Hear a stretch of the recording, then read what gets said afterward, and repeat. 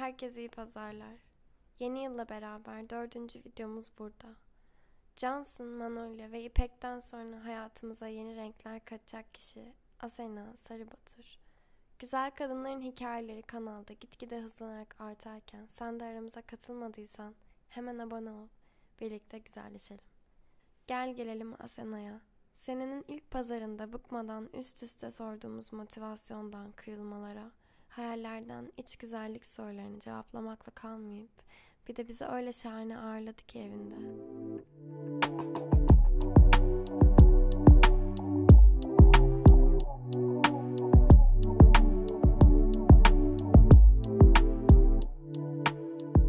Hoş geldin Maya. Hoş bulduk Asena. 2021 senin için nasıl geçti? Nasıl diyeyim? Hani böyle hayal kurmayı seven, işte bir şeyi hedefleyen ve bunun için çabalayan ve bu yüzden eee, motivasyonunu yöneten bir yapıdayım ama tabii bu pandemi sürecinde sanki yarın hani sadece yarını maksimum ve bugünü planlıyor haldeydim ve bu bana biraz hem iyi geldi, hani bu kadar böyle geleceği işte yönetemeyeceğin şeyleri düşünmüyor, sadece o anda kalıyor olmak hem iyi geldi hem de tabii ki çok farklıydı benim rutinimden. O yüzden böyle olumsuz etkilediği de oldu. Ben tam da bu süreçte bir marka kurdum. Aperlay Living, senin de dediğin gibi. Aslında o beni hayata bağladı diyebilirim. Çünkü bu günlük sadece işte elimizi yıkayalım, işte yarını görebilecek miyiz, sevdiklerimize bir şey olacak mı sürecinde hayata tutunmamı, bir şey üretmemi, kendime dönmemi, özüme dönmemi, çocukluk anılarıma dönmemi, işte kaybettiğim babamın, babaannemin, dedemin onlarla olan anılarıma dönüp aslında sadece bir product, bir marka değil Aperlay Living. Bir dünya yarattım ben kendi anılarıma dönerek. O yüzden pandemiyi çok daha iyiye çevirdi Aperlay Living benim için. Son kahkahanı nerede attın? Çok uzun zamandır attım mı acaba düşünüyorum. Ya geçen hafta güzel bir haftaydı. Asistanımla böyle güzel işler başarıp yine marka ile ilgili mutlu olduğumuz birkaç anda kahkaha attım ama çok daha iş dışında, çok daha kendimle ilgili bir mutluluk anında çok uzun zamandır sanırım atmıyorum. Yani hep bir şey, elle tutulan bir şey yüzünden oluyor bu. Bir şeyi yine başarmak, iş vesaire yüzünden oluyor çok uzun süredir. Diğer noktalarda gerçekten hatırlayamıyorum ne zaman öyle bir kahkaha attığımı. Şu aralar en çok neyin hayalini kuruyorsun? Benim daha çok hayalim özellikle bu son 1-2 senede kendimle ilgili çok farkındalıklarım bir noktaya ulaştı. Çok daha kendimi tanımaya başladım. Çok daha yalnız kalmaktan keyif alan, kendimle kalmaktan keyif alan bir hale ulaştım. Mesela işte çocukluğumda yaşadığım bazı işte üzüntüleri, travmaları, sonrasında ilişkilerimde yaşadığım travmaları falan düşündüğümde aslında gün sonunda hepsinin benden kaynaklanan, yani benim kendimi koruyamadığım için, çok naif olduğum için başıma geldiğini fark ettim ve biraz kendimle ilgili daha güçlü olmak, daha o kırılganlığı ortadan kaldırmak, böyle tek başına çok daha güçlü var olabilmek aslında hayalim. Çünkü baktığında gerçekten hepimiz de yine dediğim gibi bu zor süreçlerde görüyoruz. Yani tek başımızayız aslında. Tabii ki ailemiz, arkadaşlarımız, sevdiklerimiz çok önemli ve iyi ki varlar ama biz mental olarak ve işte bu ruhen iyi olmadığımızda hiçbir şey doğru gitmiyor. O yüzden benim hele de bu psikoloğa da gittiğim süreçte kendimle ilgili en büyük hayalim tüm bu kırılmaları ortadan kaldırıp çok daha güçlü bir Asena ortaya koymak. Güzellik tanımın nedir? Ben böyle gerçekten içeriden geldiğine inanıyorum. Mesela benim gerçekten çok mutlu olduğum, enerjimin çok yüksek olduğu anlarda hep dışarıdan ne oldu sana, ne kadar iyi görünüyorsun diye hep tepkiler alırım. Tam tersi belki çok enerjim kötü ama böyle harika bir makyaj var yüzümde ama onun geçmediğine çok kez tanık olmuşumdur. O yüzden biraz ben bu işin gerçek, kendi gibi olan, işte mutlu olan bir beden, bir ruhla ilgili olduğunu düşünüyorum. Hayatında ilk değiştirmek isteyeceğin şey ne olurdu?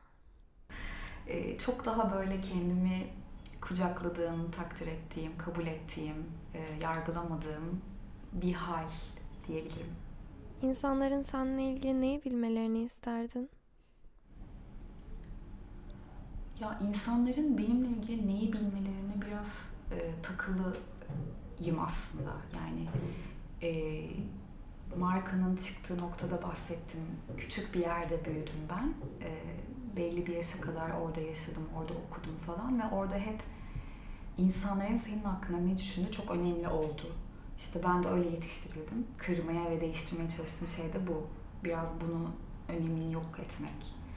Evet, insanların tabii ki ben neysem onu gerçekten görmelerini, bendeki o şeyi hissetmelerini çok istiyorum, beni sevmelerini çok istiyorum. Ama bir yandan da işte bir önceki soruda bahsettiğim gibi biraz da bunu çok da önemsememek de istiyorum. Galiba her şey bunun dengesini kurmakla ilgili.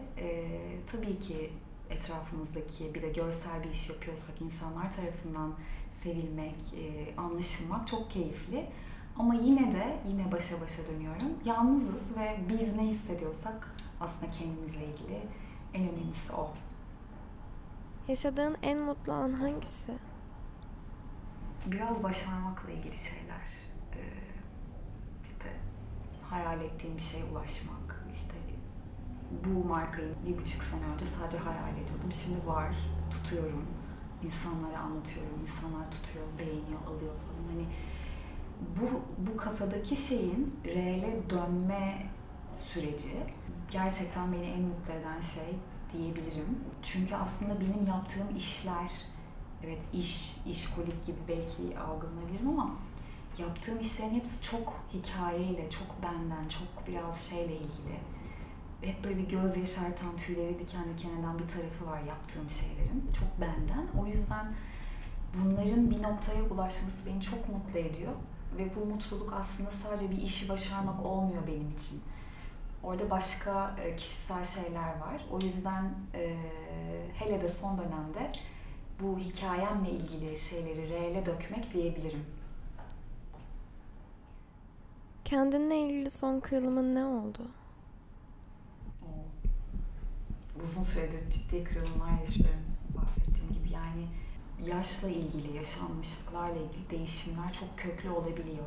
Ama asıl kırılma gerçekten son 2 senedir diyebilirim. İşte tam da bu söylediğim şeyler. Yetiştirilme, işte büyüdüğün yer, kalıplar, işte çok aileyle böyle olma, sanki hani kaç yaşında olursan ol, onlar ne derse öyle olmak zorundaymış gibi bir inanış. Sanki dünya sadece yaşadığın bu yerden ibaret ve başka hiçbir yerde şey yok ve sen bunun içinde bir girdapta olmak zorundaymışsın gibi. İşte bu toplumda çok başarılı algılanman, sevilmen için işte illa mutlu bir evlilik yapıp hemen çocuk yapman gerekir gibi. Yani bunlar böyle giderken o yolda böyle yuvarlanarak dedim ki bir dakika, ben bu değilim.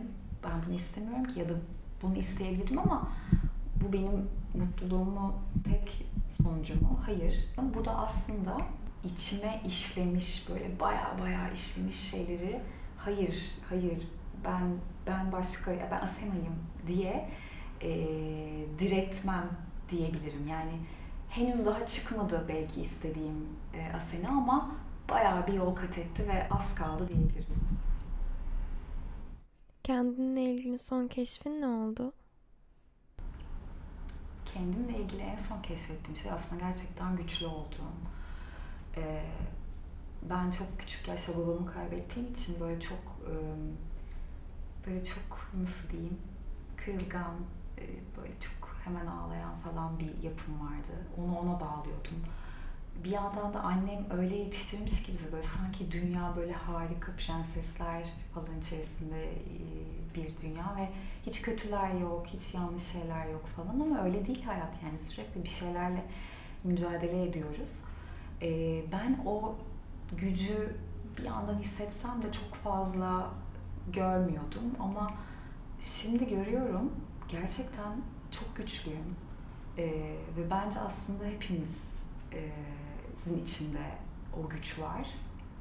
Bu sadece ailen, işte etrafındakiler falan, kimseyi dinlemeden sadece kendine odaklanarak bulacağın bir şey. Ve gerçekten onu dinleyip kafa yorduğunda buluyorsun. Ben onu buldum. O güç bundan sonrası için daha güzel kılacak her şeyi bence. Teşekkürler Asena. Ben teşekkür ederim Maya. Bu seneye çok da beklenti koymak istemiyorum. Bir anda kendimizi içinden çıkamayacağımız durumlarda bulmayalım. Asena gibi adım adım gidelim ama sürekliliğimiz olsun. Kendimize iyi gelelim ve başkalarına iyi gelelim. Daha ne olsun?